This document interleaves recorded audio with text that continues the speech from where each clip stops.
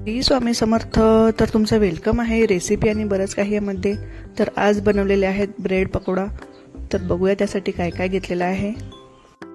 तर इथे घेतलेले आहेत उकडलेले बटाटे, कोथिंबीर, मिरची, लसूण, अद्रक, मीठ, हळद, राई आणि ब्रेड.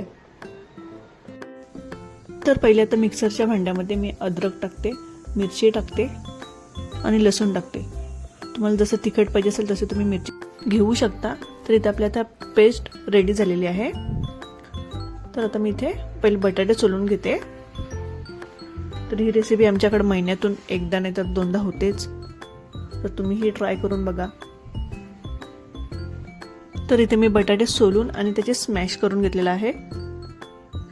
आता एका बाउलमध्ये आपल्याला बेसन घ्यायचं आहे. त्यामध्ये टाकते मी चिमूटभर हळद. हळद नाही टाकली तरी चालेल. आणि चवीनुसार मीठ टाकायचं आहे आपल्याला. चांगलं मिक्स करून घ्यायचं आहे. तर आपण त्याचं आता बॅटर करून घेऊ. जसं थिकनेस पाहिजे तसं आपण त्याच्यात पाणी टाकणार आहोत.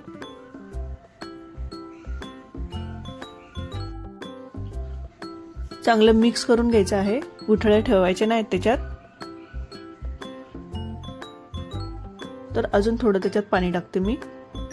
तर तुम्हाला माझ्या रेसिपी आवडत असतील तर नक्कीच लाईक, शेअर आणि सबस्क्राईब पण करा. तर अशा पद्धतीत आपलं बॅटर रेडी झालेलं आहे. आणि इथे मी आता कढईमध्ये तेल गरम करत ठेवलेलं आहे. आता त्यामध्ये टाकायचं आहे आपल्याला राई. राई चांगली तडतडली पाहिजे. तर त्यामध्ये टाकायची आपण जी पेस्ट बनवलेली आहे ती टाकायची आहे. ती चांगली शिजवून घ्यायची आहे. आता त्यात टाकायचं आपल्याला हळद.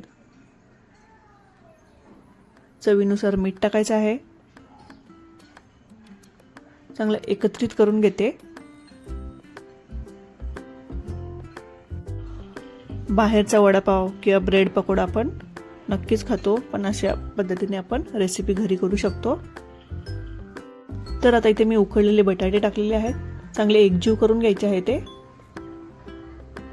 बटाटे थोडे बारीक करून घ्यायचे आहेत. अशा पद्धतीने आपली भाजी रेडी झालेली आहे. आता त्यावर टाकते मी कोथिंबीर. चांगलं मिक्स करून घ्यायचं आहे.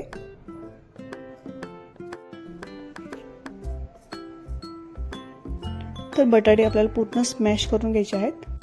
तर आता इथे 2 मिनिटं आपल्याला झाकण ठेवायचं आहे. एक वाफ काढून घ्यायची आहे त्याची. तर इथे आपली भाजी रेडी झालेली आहे. तर आता इथे मी गॅस बंद करते आणि भाजी थंड करायला ठेवते. तर इथे आता आपल्याला ब्रेडचे स्लाइस करून घ्यायचे आहेत. तुम्हाला ज्या पद्धतीत कट करायचे आहेत तसे कापायचे आहेत. पहिले तर मी त्याचे काट कापून घेतलेले आहेत. जे आपले कॉर्नर असतात ते कापून घेतलेले आहेत. तर अशा पद्धतीने स्लाइस करून घेते. तुम्हाला जर त्रिकोणी पाहिजे असेल तर तसेही कापू शकता. मी तसेही कापलेले आहेत, ते दाखवते तुम्हाला. तर आता त्याच्यावर आपल्याला बटाट्याची भाजी ठेवायची आहे.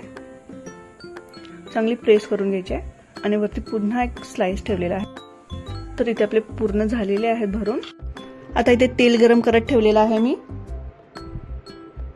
चांगलं तेल तापून द्यायचं आहे. तर तुम्हाला माझ्या रेसिपी आवडत असतील तर नक्कीच लाईक करा आणि बाजूचा बेल आयकॉनचा बटन हे प्रेस करा. तर आता ब्रेड पकोडे करून घेते. तर त्यासाठी मी आता बेसनमध्ये ब्रेड घोळलेले आहेत आणि अशा प्रकारे तेलमध्ये सोडायचे आहेत. तर इथे मी आता त्रिकोणी आकाराचा पण कापून घेतलेला होता. तर तोही आपल्याला डीप करायचा आहे.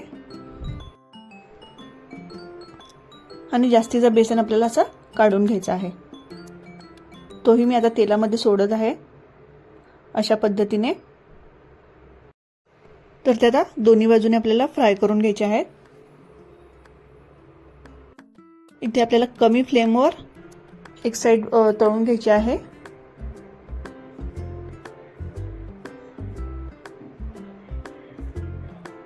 एक साईड आपली झाली आहे. आता आपण दुसरी साईड तळून घेणार आहोत.